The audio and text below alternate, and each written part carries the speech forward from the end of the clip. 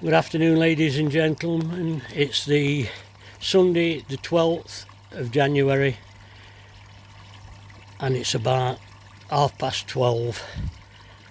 I'm just going to show you a quick video on what's happened to my pond over the last week, and also tell you what I've done and show you what I've done regards the pond build I started when I got back from shutting the caravan down. I shut the caravan down on the Sunday, did a small video on the Monday telling you I was going to do it, and Tuesday I went and fetched the timber, but we'll get to that in a bit. So this is how the pond is now. Yesterday it was worse than this. It was frozen further up to the filter system.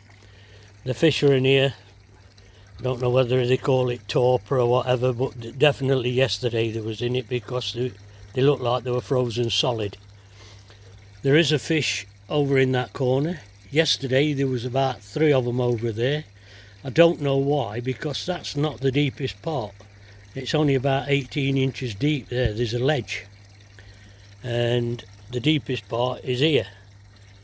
But they don't seem so bothered today. I don't know why, because this back garden doesn't get any sun at this time of year. Obviously you can see everything's still covered in snow, but it doesn't get a lot of sun because the sun stays over there behind them buildings and doesn't get any higher. So I don't know where they are, but they look okay, and most of them have seen this sort of weather before. So what I'm going to do now, I'm going to take you onto the front and just show you where I've got with the pond build, even though I didn't start it till about Wednesday and the fiberglass came on Friday, but I had got some remaining from the first lot I had when I built the tanks. So I'll just whip round and show you how far I've got. I'm in a bit of a hurry because I only get about 2 hours in day to 3 hours in day to work on it.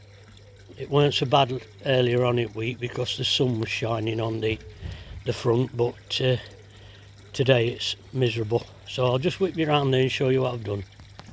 So there we go. What it is, I went and got some sheep, some 8x4 sheets boarding and a bit of timber. This is the last side what I've got to do, but you can see I've got no room. Absolutely been murdered trying to do it, but I've got nowhere else to do it. So before I build the next pond, the grow on what I'm going to build, I think I'm going to do the shed and give myself a 12 foot working area. But as you can see on the top here, this has all been fiberglass.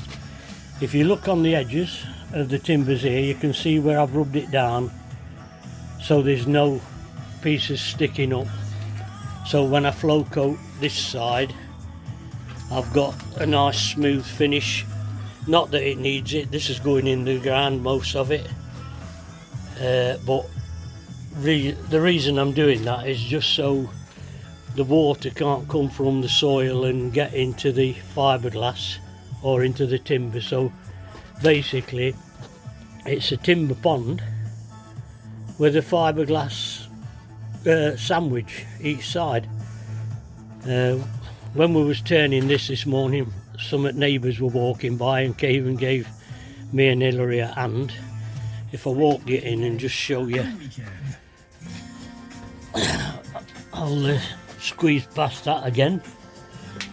But as you can, I don't know whether you'll see it, where all this side's been fiberglass right down to the bottom batten there.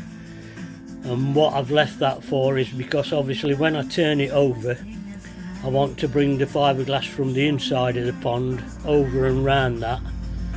And I'm going to flow coat down to the sort of this level all the way around when I've finished fiberglassing that other side today.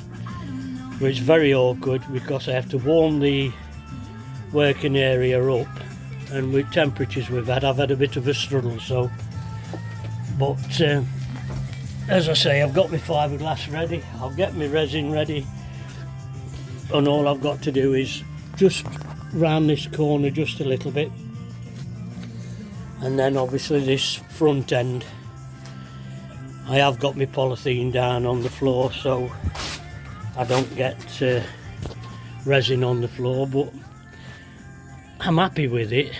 Unfortunately it's just been hard work because I've not got the room, but I've never seen anybody build one like this before, but I'm sure it's got to work.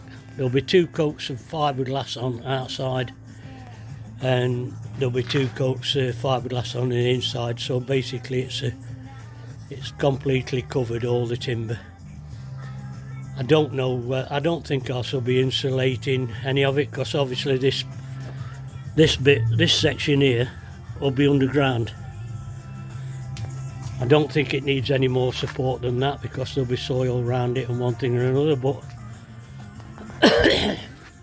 to say it's only been since last Tuesday, it don't look too bad. I managed to build the box frame in about 5 hours, so it was only a matter of putting the battens on the areas where we couldn't get, and I just kept spinning it every time I fiberglassed them up. So I hope it gives you an idea on how it's done.